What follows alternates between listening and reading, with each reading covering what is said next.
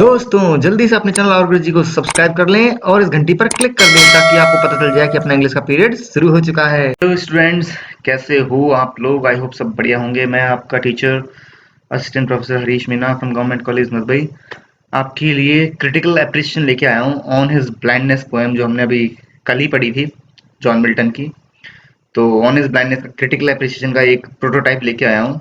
आप इसमें और भी चीजें ऐड कर अपनी तरफ से। इसको फाइनल आंसर मत समझना। मैं हर बार ये सब इसलिए बोलता हूँ ताकि बच्चे पूरी तरह मेरे पे डिपेंडेंट ना हो जाए, पूरी तरह ऐसा ना समझे कि सर ने जो दे दिया वो फाइनल है। नहीं, इसमें बहुत कुछ ऐड करना होता है। आप अपनी तरफ से वो चीजें ऐड करना।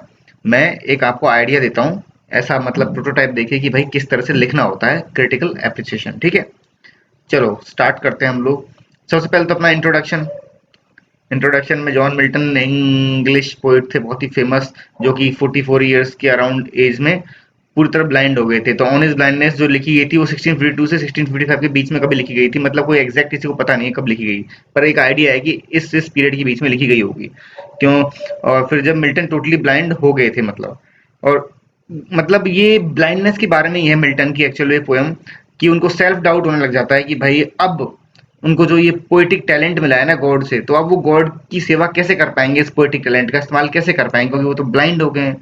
तो ये जो गिफ्ट है ना, ये गॉड का दिया हुआ गिफ्ट, पोएट्री लिखने का, हर किसी को तो मिलता नहीं है। तो ये गिफ्ट अब उनके पास में यूजलेस रह गया है। तो इस बात की उनको टेंशन होने लग गई थी, वो परेशान हो गए थे कि भाई मृत्यु के बाद में जब भगवान के साथ में जो जजमेंट के लिए मैं खड़ा हूंगा, जो मुझे मेरी तरफ जजमेंट सुनाएंगे, तो उनको डर था कि भाई मैंने तो कोई कॉन्ट्रीब्यूशन दिया ही नहीं भगवान को। वो सोचेंगे, वो मुझे डांटेंगे, मुझे फटकारेंगे कि तुमने तो अपना टैलेंट इस्तेमाल ही नहीं किया। ठीक है, तो ये पोएम क्या है? ये पोएम बहुत ही सुंदर पोएम है एक्चुअली में। इट्स अ पर्ल, आप बोल सकते हैं कि मोती है। इंग्लिश लिटरेचर के महासागर में एक मोती के समान है ये।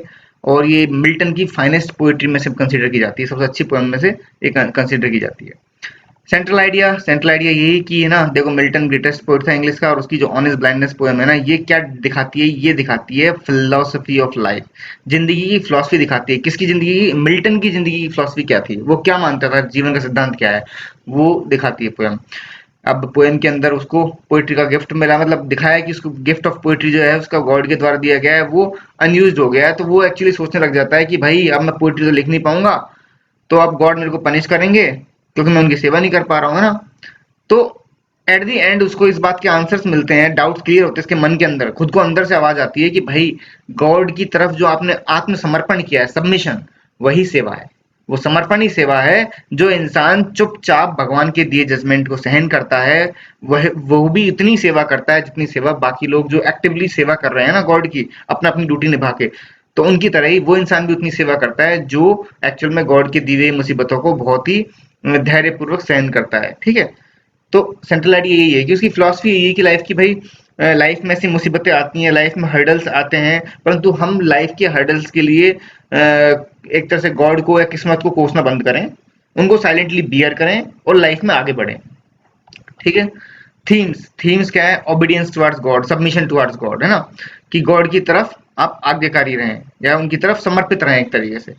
तो मेन थीम पोएम की ये कि भगवान की तरफ समर्पित होने की, क्योंकि जैसे बात है ना कि उन्होंने बोला है कि मिल्टन ने, उनकी जैसे मतलब ब्लाइंडनेस हो गई, कंप्लीटली ब्लाइंड हो गए वो, उसके बाद में अब पोइट्री लिख नहीं पा रहे, वैसी कंडीशन हो गई है। तो वो बता रहे हैं कि भाई अच्छा मैं सेवा नहीं कर पा रहा हूँ, ऐसा मेरे मन में डाउट है, परंतु अच्छा वो डाउट मेरे मन में होना नहीं चाहिए, क्योंकि उनको अंदर से आवाज आती है कि जो भगवान की तरफ ओबीडियंट रहते हैं, सबमिटेड रहते हैं ना, है ना, वो पर्सन भी उतनी सेवा करते हैं। तो बात सिंपल सी है कि भगवान के दिए गए मुसीबतों को साइलेंटली बियर करो, लाइफ की हर टॉर्मेंट को साइलेंटली बियर करो, वो भी बराबर सेवा करना ही कंसिडर किया जाएगा, है ना। स्पिरिचुअलिटी, स्पिरिचुअलिटी के ऊपर भी इसमें काफी कुछ है, क्योंकि पूरा स्पिरिचुअली हो गया एक तरह से पोएम यार, कि इंसान मिल्टन पूरा भगवान और खुद के बीच में एक तरह से उसको ऐसे कंसिडर किया जाता है कि भगवान तो मेकर है और वो एक सेवक है, या फिर भगवान का बनाया गया मतलब एक पुतला मान लो, कुछ भी मान लो ना। तो अब गॉड जो उसका मेकर है वो उससे निराश हो जाएगा, क्योंकि वो मेकर ने तो किसी काम के लिए बनाया था, वो काम मैं कर नहीं पा रहा हूँ।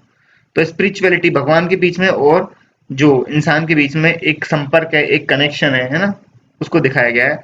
तो स्पिरिचुअलिटी की थीम तो स्पेशल है ही इसमें, कि भाई ह्यूमन मानता है कि एक सुप्रीम पावर है, उसके ऊपर एक सबसे बड़ी शक्ति है जिसको हम गॉड बोलते हैं, और उस गॉड के सामने सब आंसरेबल होते हैं, सबको जवाब देना पड़ता है जिंदगी के बाद में, मरने के बाद में, क्या तुमने किया, क्या तुमने नहीं किया, क्या पाप किए, क्या पुण्य किया, ठीक है। तो मिल्टन इसी जजमेंट के लिए एक्चुअली परेशान था कि भाई मैं तो ब्रांड हो गया हूँ, मैंने तो अपना सेवा करना बंद कर दिया भगवान का, तो एक्चुअल में वो तो मेरे से नाराज हो जाएंगे कि मेरे दिए टैलेंट को तुमने इस्तेमाल किया ही नहीं। तो ये स्पिरिचुअलिटी की इसमें बात हो रही है। Frailty of human body, human body की कमजोरी, एक्चुअल में ह्यूमन बॉडी बहुत नाजुक है, बहुत कमजोर है। इजीली आप बोल सकते हो कि कोई बीमारी लग सकती है, कुछ भी हो सकता है, हाथ पैर टूट जाए, कुछ भी हो जाए ना। तो ह्यूमन बॉडी बहुत वीक है। वीकनेस को मतलब एक तरह से बोलते हैं ससेप्टेबल, मतलब इजीली नुकसान हो सकता है ह्यूमन बॉडी को, और ये कभी भी शिकार बन सकती है बहुत सारी कमियों की, कोई भी चीज हो सकती है बॉडी को, है ना। तो वही मिल्टन के साथ हुआ, वो अंधा हो गया अचानक मिडिल एज में ही, है ना।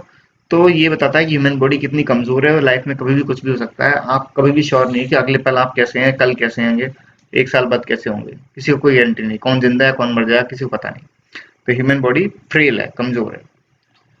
फिगर ऑफ स्पीचेस बात है, पर्सोनिफिकेशन, पेशेंस को पर्सोनिफाई किया गया है। जब लिखा है ना patience to prevent that murder, ऐसे दिखा है जैसे पेशेंस कोई आदमी है और वो बुदबुदाने को रोक रहा है, प्रिवेंट दैट मर्डर। तो पेशेंस को इंसान का ट्रीट किया गया है, इस तरह से डेथ को भी ट्रीट किया गया है इंसान की तरह कि and that one talent that death to hide, कि वो एक टैलेंट जिसे सिर्फ डेथ ही छुपा सकती है। ऐसा लगता है कोई डेथ इंसान है जो टैलेंट को छुपा रहा है, कहीं रख रहा है, ढक दे रहा है। तो इसमें डेथ और पेशेंस दोनों को पर्सनिफाई कर दिया है, इंसान कर दिखाया गया है, ठीक है। एनियममेंट, एनियममेंट जैसे मैंने पोइट्री पढ़ते हुए बताया था कि पोइट्री की लाइन है वो यहाँ पे कंप्लीट नहीं हो रही, सेंटेंस आगे कंटिन्यू है अगली लाइन में, तो उसको बोलते हैं एनियममेंट। जैसे कि and that one talent which is death to hide lodged with me useless, इसके आगे ही कंटिन्यू है ना। और soul more bent they also serve who only stand and wait, देखो though my soul more bent they also serve who only stand and wait. तो मतलब ये जो हाइड से लॉज सेंटेंस कंटिन्यू है, इसको बोलते हैं एनियममेंट। सेंटेंस पूरा नहीं हुआ इस लाइन में, सेंटेंस पूरा नहीं हुआ है, अगली लाइन में कंटिन्यू है, ठीक है। तो ये क्या हो गया, एनयममेंट। मेटाफर, मेटाफर तो पहली लाइन में इस्तेमाल हुआ लाइट, जैसे मैंने पोएम समझाई थी तब भी बताया था कि लाइट का मतलब एक तो था एबिलिटी टू सी, आप कोई चीज देखने की क्षमता, यानी आपकी रोशनी आंखों की, और एक दूसरा उसमें लाइट को जो पोएट ने लिखा है वो एक तरह से दिखाया लाइफ की तरह, कि जो लाइफ बीत गई इतनी मेरी। तो लाइफ को मेटाफर, लाइफ का मेटाफर यूज हुआ एक तरह से, लाइट, लाइट को इस्तेमाल किया गया है लाइफ के लिए एक मेटाफर के रूप में, ठीक है। कंसोनेंस, कंसोनेंस सेकंड लाइन जो है ना पोएम की, उसमें वर्ल्ड एंड वाइड दो वर्ड इस्तेमाल हुए हैं जिनमें कॉन्सोनेंस है। कॉन्सोनेंस मतलब देखो पहले दो वर्ड हैं वो डब्लू है, वर्ल्ड वाइड यानी व क्या होता है, व्यंजन होता है, कॉन्सोनेंट होता है। तो व्यंजन का रिपीटेशन हो रहा है, परंतु व्यंजन के तुरंत बाद में जो ओ और आई वोवल आ रहे हैं वो बदल रहे हैं। तो जब इस तरह से होता है तो वो कॉन्सोनेंस कहलाता है। अगर ये वोवल बदलते नहीं तो फिर यहाँ पे क्या होता, ये एलिट्रेशन कहते हैं उसे, ठीक है। रेटरिकल क्वेश्चन, रेटरिकल क्वेश्चन डाउट, इसको डॉट वैसे पढ़ो, नॉर्मल आज के तो डज पढ़ेंगे, डू पढ़ेंगे, ठीक है। तो does God exact day labour light night, तो ये एक्चुअल में क्वेश्चन नहीं है, मैं पोएम पढ़ते वक्त भी बताया था ये क्वेश्चन नहीं है एक्चुअल में, ये एक इस तरह का लिखने का तरीका है जैसे कि सवाल किया जा रहा है पर सवाल किया नहीं जा रहा है, एक वे ऑफ कह सकते हैं राइटिंग है जिसमें आप लैंग्वेज को इस तरीके से लिखते हैं कि आप प्रतीत करवाएंगे सामने वाले को कि लैंग्वेज में क्वेश्चन, मतलब उसमें क्वेश्चन पूछा गया है परंतु क्वेश्चन पूछा नहीं गया है, वो सिर्फ लैंग्वेज ऐसी इस्तेमाल की है।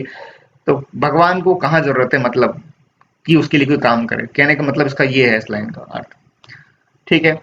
असोनेंस, रिपीटिशन ऑफ वॉवल, देखो असोनेंस में क्या होता है, वॉवल का रिपीटिशन होता है और and post over land ocean without rest. तो ओ जो वॉवल साउंड है ना वो लगातार इस्तेमाल हो रही है पूरी लाइन में, तो इसको बोलते हैं असोनेंस, वॉवल का रिपीटिशन। पोएम ऑटोबायोग्राफिकल है, बिल्कुल पूरी ऑटोबायोग्राफिकल है भाई। पूरी पोएम में एक तरह से मिल्टन की जीवन के बारे में तो है, उसने उसकी लाइफ में एक फेज आया, ब्लाइंडनेस का फेज आया, उस फेज को उसने फेस किया। तो पोएम ऑटोबायोग्राफिकल है, इसमें उसकी मानसिक और शारीरिक परिस्थिति को समझाया गया है। उसकी जो पेसिमिज्म, निराशावादी भावना आ गई थी उसके मन में कि अब मैं तो अंधा हो चुका हूँ, तो अब लाइफ कैसे बीतेगी, कैसे उस टैलेंट का इस्तेमाल करूंगा जो गॉड ने मुझे दिया है। तो एक तरह से पूरी पोएम क्या है, ऑटोबायोग्राफिकल है, मिल्टन की खुद के बारे में, ठीक है। रिलीजियस एलिमेंट्स, पोएम के अंदर धार्मिक तत्व हैं, जैसे मैंने पहले ही बताया कि मिल्टन एक ऐसे फेज, सेल्फ डाउट के फेज में एंटर कर जाता है कि भाई अब मेरे एग्जिस्टेंस, मेरे अस्तित्व का की कोई वैल्यू है कि नहीं है इस दुनिया में, है ना। तो वही चीज है, वो सोचता है कि गॉड अब उससे डिसअपॉइंट, निराश हो जाएगा कि भाई तू मेरी सेवा नहीं कर रहा है। तो उसके दिमाग में एक टसल, एक द्वंद चल रहा है उसके दिमाग में कि भाई कैसे अब मतलब आगे जीवन बीतेगी, क्या होगा। तो तभी उसके दिमाग अंदर से एक वॉइस आती है कि भाई जो स्टैंड एंड वेट करते हैं ना, जो भगवान की दी मुसीबतों को झेलते हैं, मतलब बियर करते हैं बिना किसी शिकायत किए, वो भी भगवान को इक्वली सर्व करते हैं। इस तरीके से मिल्टन का जो मतलब डर था ना क्रिश्चियन बिलीफ के बारे में कि जब जजमेंट का दिन आएगा, मृत्यु के बाद में जब जजमेंट का दिन आएगा, भगवान सबके ऊपर निर्णय सुनाएगा, तब वो मेरों को सजा देगा। तो उसको उस बात का आंसर मिल जाता है एक तरीके से कि सजा नहीं मिलेगी, मैं भी सेवा कर रहा हूँ अगर मैं शांतिपूर्ण ढंग से भगवान की दी मुसीबतों को झेलता हूँ तो रिलीजियस थीम तो पूरी है कि मिल्टन को डर था किसका, क्रिश्चियन बिलीफ, फाइनल जजमेंट, कि क्रिश्चियन बिलीफ में एक फाइनल जजमेंट की बात आती है तो उसको उस बात का डर था। तो ये धार्मिक तत्व इसमें है, इसमें आप बाइबल एलिमेंट भी मान सकते हो इसको, ठीक है। स्ट्रक्चर और राइम स्कीम देखो, on his blindness poem Miltonic sonnet है पर लिखी पेट्रार्चन मैनर में, क्योंकि वही पेट्रार्चन ढांचा, पेट्रार्चन राइम स्कीम, ठीक है।